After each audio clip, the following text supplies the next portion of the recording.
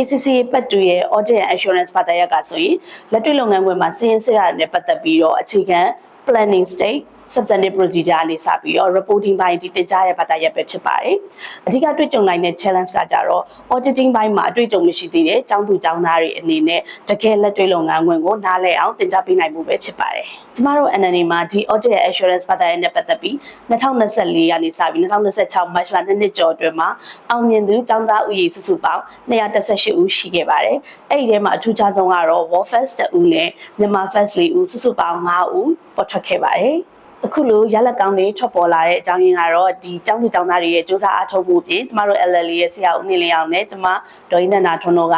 ဒီ revision တွေ mod တွေ tutorial တွေနဲ့စနစ်တကျသင်ကြားပေးနေလို့ပဲဖြစ်ပါတယ်ဒီ ACC UK ပတ်တွေရဲ့ audit assurance ဘာသာရပ်ကိုတစ်ချိန်နဲ့ဖြည့်ဆို့အောင်မြင်ဖို့အတွက်ဆိုရင်ကျမတို့ LLA ကဖွင့်လှစ်ပေးနေတဲ့တန်းခွဲသစ်တွေမှာဆက်သွယ်မြင်းမြန်းစုံစမ်းအနံလို့ရပါပြီရှင်